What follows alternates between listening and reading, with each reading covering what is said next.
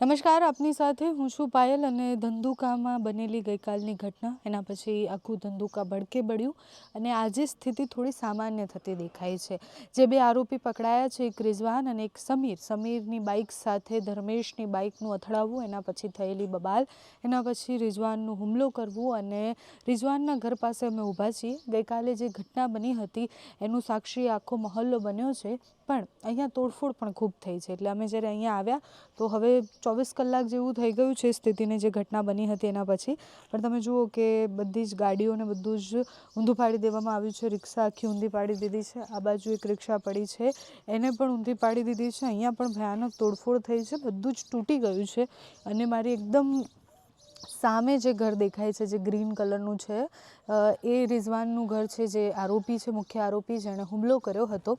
એ રિઝવાનનું ઘર અત્યારે બંધ છે, પોલીસનો બંદોબસ્ત અહીંયા છે અને ગઈકાલથી જ પોલીસ બંને આરોપીના ઘરે છે। એટલે સમીરના ઘરે પણ પોલીસ તૈનાત છે, રિઝવાનના ઘરે પણ પોલીસ તૈનાત છે। કોઈ પણ અનિચ્છનીય બનાવ ન બને અને અહીંયા આસપાસના લોકો પણ ન ઝઘડે, એના કારણે પોલીસ અહીંયા બંદોબસ્તમાં છે।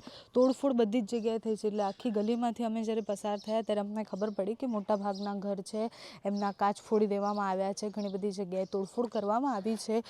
તોડફોડ કરવી અને એ રિએક્શન જે આપણે ગઈકાલે જોયું, એ બંને જૂથ આમને સામને આવ્યા, એ આપણે જોયું છે, વિડીયોઝમાં જોયું છે। ગ્રાઉન્ડ પર આવ્યા તો સ્થિતિ જોઈ તો તમે જુઓ કે આ આખી જે રિક્ષા છે, રિક્ષા ઊંધી પાડી દેવામાં આવી છે, પાછળ પણ એ સ્થિતિ છે। આના પછી જે ઘટના સ્થળ જે છે, એટલે એ ઘટના સ્થળ પાસે જઈને પણ તમને વાસ્તવિકતા બતાવીશું। અત્યારે જે મુખ્ય આરોપી રિઝવાન છે, આખી ઘટના જે પોલીસ કહી રહ્યા છે એ ઘટનાક્રમ સમજીએ તો આપણને ખબર પડે કે પહેલાં બાઇકનું ટકરાવ, સમીર અને એના પત્ની જઈ રહ્યા હતા અને પછી ધર્મેશભાઈ જે છે એ ધર્મેશભાઈ અને બંનેની બાઇકનું અથડાવું, બાઇક અથડાયા પછી જ્યારે મામલો બિચકાઈ જાય છે અને એવું લાગે છે કે હવે બબાલ થવાની છે, એના પછી બંને છૂટા થઈ જાય છે અને પછી સમીર પોતાના પત્નીને મૂકી અને આ તરફ આવે છે। એના પછી એક ટોળું આવે છે, ભરવાડ સમાજના યુવકો આવે છે અને એના પછી આખી ઘટના જે છે એ વધારે વણસી જાય છે। ભરવાડ સમાજના યુવકો અને આ બાજુ મુસ્લિમ સમાજના યુવાનો આમને સામને આવી જાય છે। રિઝવાન પણ એમાંથી એક હોય છે। રિઝવાન ચાકુ નીકાળી અને પછી ધર્મેશની જાંઘ પર ચાકુ મારે છે અને પછી બ્લીડિંગ થઈ જાય છે, એટલે ખૂબ વધારે લોહી નીકળે છે।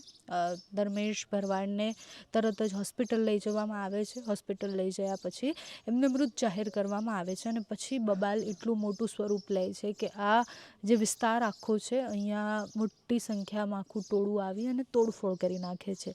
રિઝવાનના ઘર પર અત્યારે લાગેલું તાળું છે અને એના બહુ જ સામાન્ય પરિવારમાંથી આવતો એ છોકરો દેખાય છે। એના ઘર પાસે જઈએ તો પણ ખબર પડે। પોલીસે જે માહિતી આપી છે એ પ્રમાણે એ બંને યુવકો હતા, એટલે કે જે સમીર હતો અને જે રિઝવાન હતા, એ બંને લોકો જૂના કોઈ જ ગુનાહિત ઇતિહાસ નથી એમનો એટલો મોટો।